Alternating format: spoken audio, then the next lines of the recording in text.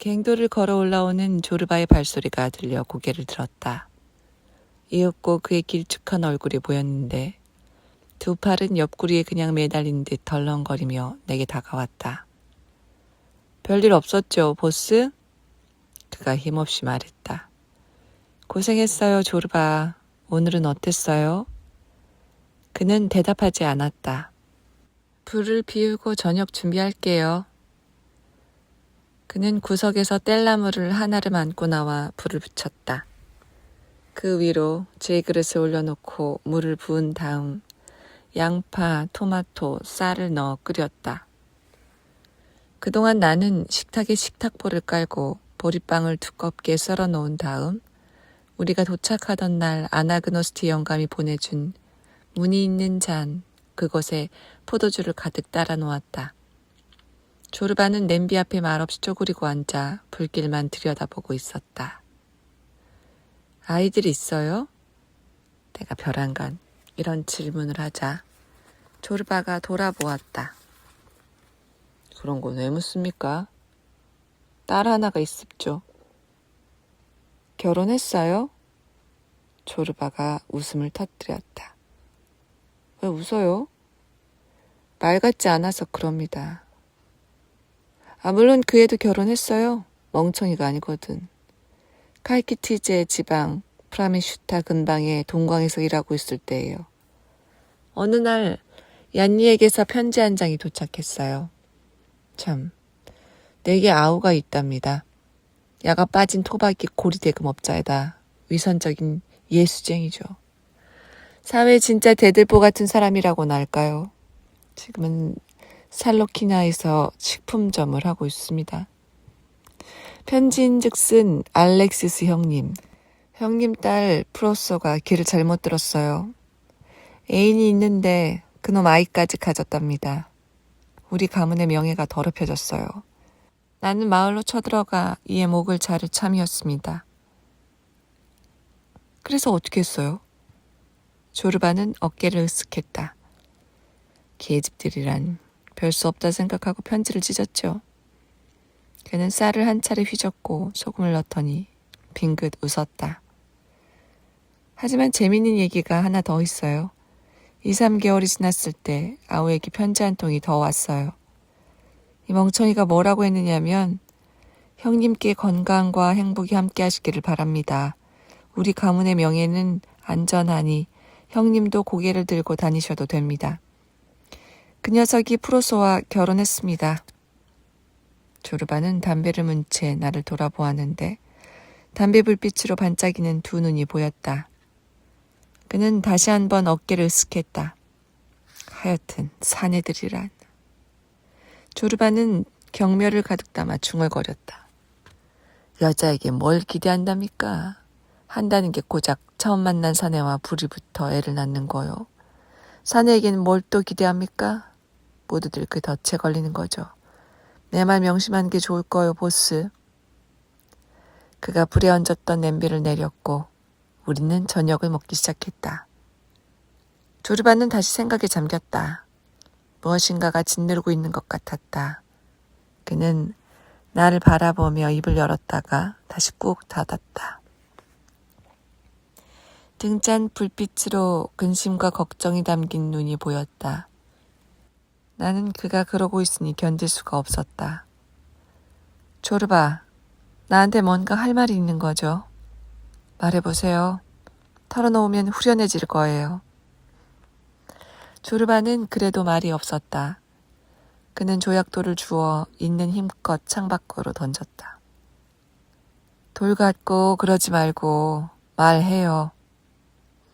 조르바가 주름이 가득한 목을 쑥 내밀었다. 보스는 나를 믿어요? 그가 진심 어린 눈으로 나를 바라보았다. 물론이죠, 조르바. 당신이 무슨 짓을 해도 잘못될 리가 없어요. 당신은 사자나 늑대 같아요. 그런 짐승들은 양이나 나귀같이 행동할 수 없죠. 천성은 버리지 못하는 거니까요. 당신도 그래요. 당신은 머리끝에서 발끝까지 조르바예요. 조르바가 고개를 끄덕였다. 그렇지만 우리가 대체 어디로 가는 건지 알 수가 없단 말입니다. 내가 알잖아요. 당신은 그런 걱정하지 않고 그저 해 나가기만 하면 돼요. 보스. 그 말 다시 한 번만 해줘요. 내게 용기를 좀 줘요. 그저 해 나가기만 하면 돼요. 조르바의 눈이 빛나기 시작했다. 이제 말씀드릴 수 있겠군요. 이 며칠 동안 큰 계획을 하나 짜고 있었는데 좀 미친놈 같은 생각이에요. 한번 해볼까요? 그런 걸 물어볼 필요가 있나요? 우리가 여기 온 목적이 뭔데요? 생각을 실천하러 왔잖아요. 조르바는 황새처럼 목을 길게 빼면서 기쁨과 두려움이 섞인 눈으로 나를 보았다. 조금 쉽게 말해봐요, 보스. 우리는 여기 갈탄을 캐러 온 겁니까? 갈탄은 하나의 핑계예요. 남의 일을 꼬치꼬치 캐기 좋아하는 시골 촌놈들을 막으려는 핑계죠. 그런 거라도 있어야 우리를 근사한 청부업자로 보고 환영한답시고 토마토를 던지는 일 따위 하지 않을 거 아니에요. 무슨 말인지 이해하죠, 조르바? 조르바는 넋이 나간 사람처럼 보였다. 그런 엄청난 행운을 믿을 수가 없다는 듯 이해하려고 애를 쓰더니 드디어 내 말 뜻을 알아차렸다. 그가 내게로 달려와 내 어깨를 붙잡았다. 춤추시겠소? 춤출래요? 그가 졸랐다. 싫어요. 싫다고요? 그는 어리둥절한 표정으로 두 팔을 양옆으로 떨어뜨려 대롱거리게 만들었다. 좋아요. 그럼 나 혼자 출 테니 보스는 멀찌감치 떨어져 앉아요. 내가 받아버리지 않게 말입니다. 그는 펄쩍 뛰어 오두막을 뛰쳐나가더니 신발, 코트, 조끼를 차례로 벗고 바지가랑이를 무릎까지 걷어올리고 춤을 추기 시작했다. 얼굴에 갈탄이 묻어 시커맸지만 눈만은 번쩍거렸다. 잠시 후 춤에 완전히 빠진 그는 손뼉을 치는가 하면 공중으로 뛰어오르고 발끝으로 돌다가 무릎을 꿇었다. 다리를 구부리고 다시 공중으로 뛰어올랐다. 마치 고무로 만든 사람처럼 공중으로 펄쩍 뛰어올랐다. 그를 보고 있으면 늙은 몸속에 그의 몸을 들어 어둠 속에 유성처럼 날리고 싶어 한다라는 영혼이 하나 있는 것 같았다. 공중에 오래 머물 수 없으니 땅에 떨어질 때마다 몸이 몹시 흔들리면서도 다시 더 높이 뛰어올랐다가 또 쉴 새 없이 떨어지곤 했다. 조르바는 얼굴을 찌푸렸다. 놀라울 만큼 비장한 얼굴로 소리도 지르지 않고 이를 악문 채 불가능을 이루려고 안간힘을 쓰고 있었다. 조르바! 조르바! 그만해요. 그만하면 됐어요. 내가 소리를 질렀다. 나는 그의 늙은 몸이 그런 혹독함을 견디지 못하고 공중에서 수천 조각으로 찢어져 사방으로 날릴 것만 같아 두려웠다. 하지만 내 고함 소리가 무슨 소용이란 말인가? 어떻게 지상에서 내지르는 소리가 그에게 들릴 수 있을까?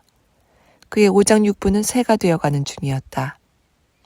나는 불안한 눈으로 거칠고 결사적인 그의 춤을 지켜보았다. 어렸을 때 나는 내 상상을 마음대로 비약하고 친구들에게 엉뚱한 거짓말을 하고 그것을 스스로 믿곤 했다. 너희 할아버지는 어떻게 돌아가셨어? 어느 날 학교에서 친구 하나가 이렇게 물었다. 나는 바로 신화를 만들어냈는데 이렇게 만드는 족족 나조차도 그대로 믿어버렸다.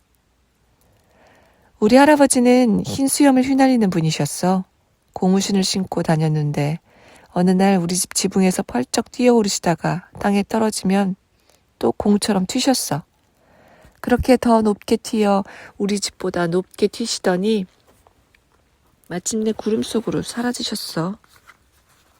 우리 할아버지는 그렇게 돌아가신 거야. 이 신화를 만든 다음엔 조그만 성 메나스 교회를 갈 때마다 바닥에 그려놓은 예수 승천상을 보며 친구들에게 말했다. 이것 봐. 저기 고무신을 신은 우리 할아버지가 있잖아. 오랜 시간이 지난 지금 공중으로 뛰어오르는 조르바를 보면서 나는 내가 만든 유치한 이야기인데도 조르바가 구름 속으로 사라져버리지 않을까 마음을 졸였다. 조르바! 조르바! 이제 됐어요. 그만해요. 내가 다시 소리를 질렀다. 이윽고 조르바가 가쁜 숨을 몰아쉬며 주저앉았다. 그의 얼굴은 행복이 겨워 빛났다. 회색 머리카락은 이마에 들러붙고 갈탄 가루와 땀방울이 섞여 뺨과 턱으로 흘러내렸다. 나는 걱정스러운 눈으로 그를 바라보았다. 이제 좀 살 것 같네요. 피를 쏟아낸 것 같아요. 이제 말할 수 있겠어요. 그는 오두막으로 돌아와 화덕 앞에 앉아 개운한 표정으로 나를 보았다. 무슨 신명이 난다고 그렇게 춤을 춥니까? 보스, 어쩔 수 없잖아요. 너무 기뻐서 목이 졸리는 것 같은데 숨을 쉬게 해줘야죠. 말로 됩니까? 웃기죠. 대체 뭐가 그리 즐거웠어요? 뭐가 즐거웠냐고요? 보스, 좀 전에 말한 건 괜한 소리입니까? 당신은 우리가 여기 온 게 갈탄을 캐기 위해서가 아니라고 했어요. 그랬죠? 우리는 틈을 내서 놀러 온 거고 핑계를 만들어 마을 사람들이 돌아버린 놈들이라고 토마토를 던지는 짓을 못하게 하자고 했잖아요. 우리 둘만 있을 때는 웃고 즐기자는 거 아닙니까? 내 말이 틀렸어? 맹세컨대 내가 바라는 것도 그거요. 그런데 나는 보스의 마음은 눈치채지 못했던 거죠. 나도 이따금 갈탄 생각을 했습니다만 늙은 부불린 나이에 당신 생각까지 하다 보니 정신이 없더이다. 갱도를 팔 때는 내가 원하는 건 갈탄이다. 이렇게 다짐하다가도 일이 끝나고 저 늙은 것과 늙은 것의 행운이 있기를. 시시덕거릴 땐 에라 모르겠다. 갈탄 자루나 보스 같은 건 부불리나가 맨 리본으로 묶어버리고 조르바도 목이나 매라. 이러고 있답니다. 그러다가 또 혼자 있고 아무 일이 없을 때는 당신 생각에 가슴이 미어집니다. 조르바, 이 나쁜 놈아, 양심도 없느냐? 저렇게 착한 사람을 속이고 돈을 우려먹다니, 기놈아. 그따위 건달짓은 언제 걷어치울 테냐? 이제 너에게는 넌덜머리가 난다. 보스, 이제야 말씀입니다만 나는 원래 중심을 잘 못 잡아요. 악마가 이쪽에서 당기고 하느님이 저쪽에서 당기면 한 중간에서 나는 두 토막으로 끊어지고 말죠. 고맙게도 보스가 위대한 말씀을 해주었고 이제 나는 훤히 보입니다. 우리는 배가 맞았어요. 자, 건배해요. 돈이 얼마나 남았어요? 넘겨줘요. 먹어 치웁시다. 조르바는 이마를 비비면서 주위를 둘러보았다. 우리가 먹다 남긴 저녁을 긴 팔로 끌어잡았다. 보스, 먹어도 되죠? 난 다시 배가 고파졌어요.